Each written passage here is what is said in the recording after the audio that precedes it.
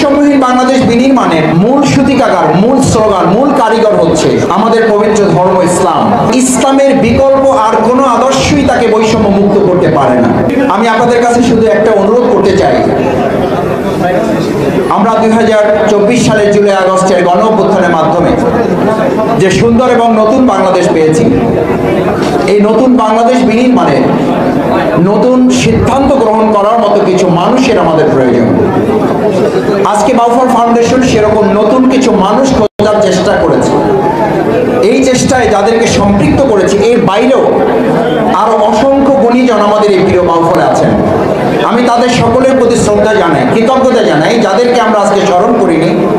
আমরা ভবিষ্যতে পর্যায়ক্রমে আমাদের এই প্রিয় বাউফলকে আরো সমৃদ্ধ করার জন্য, তার মাধ্যমে আমাদের প্রিয় মাতৃভূমি বাংলাদেশকে গোটা পৃথিবীর মানচিত্রে একটা সম্মান এবং মর্যাদার দেশ হিসাবে, রাষ্ট্র হিসাবে তুলে ধরার জন্য প্রিয় বাউফল থেকে আমরা যা যা করার আমরা সবটুকু করতে গিয়ে সবাই রাজি আছি ইনশাআল্লাহ।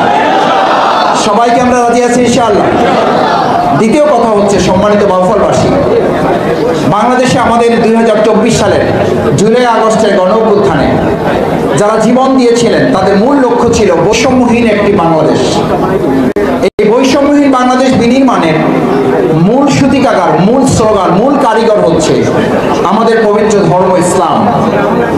আমরা আজকে এখানে একথা পরিষ্কার করে বলতে চাই, একটি দেশ, একটি সমাজ, একটি রাষ্ট্র, একজন ব্যক্তি, একটা পরিবার যদি বৈষম্যহীনভাবে তাকে প্রস্তুত করতে হয়, তাহলে ইসলামের বিকল্প আর কোনো আদর্শই তাকে বৈষম্য মুক্ত করতে পারে না। আমরা এখানে আশা করব আমাদের এই প্রিয় মাতৃভূমি বাংলাদেশের আজকের যে শিক্ষার আলো ছড়িয়েছে, আমাদের গুণীজনরা যে তাদের গুণী কৃতকর্ম ছড়িয়েছেন, এর প্রত্যেকটির পিছনে আমাদেরকে উৎসাহিত করেছে, অনুপ্রাণিত করেছে একটি আদর্শ, একটি আইডিওলজি। আজকে আমাদের প্রিয় মাতৃভূমি বাংলাদেশে 5 ধরনের আইডিওলজি আছে, চ্যালেঞ্জ আছে। আমাদের আর্মস পাওয়ারের চ্যালেঞ্জ আছে, অবৈধ ফাইন্যান্স পাওয়ারের চ্যালেঞ্জ আছে, কালচারাল পাওয়ারের চ্যালেঞ্জ আছে, মিডিয়া পাওয়ারের চ্যালেঞ্জ আছে।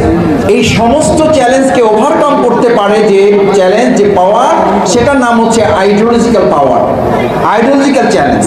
আমরা আমাদের তরুণ শিক্ষার্থী, আমরা আমাদের শ্রদ্ধেয় গুণীজন, আমাদের সম্মানিত সুধীবৃন্দ যারা এখানে এসছেন, আমরা তাদের কাছে বিনয়ের সাথে এটা বলতে চাই, আমাদের প্রিয় বাউফলকে কোনো রাজনৈতিক মতের আলোকে আমরা এটাকে প্রতিষ্ঠিত করব না। আমরা বাউফলকে একটা পরিবার গণ্য করে এখানে বিবেচনা হবে, তার নাগরিক হিসেবে অধিকার আমরা প্রতিষ্ঠিত করবো ইনশাআল্লাহ।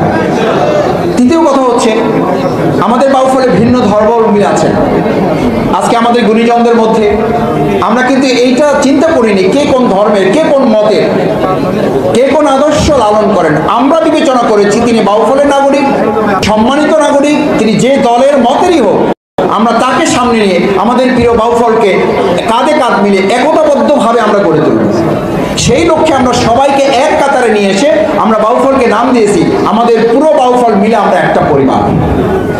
আজ এখানে শুধুমাত্র কোনো একটা দলের লোকদেরকে আমরা আমন্ত্রণ জানাইনি, অথবা কোনো একটা দলের বা অনুসারীদেরকে এখানে আসা যায়নি।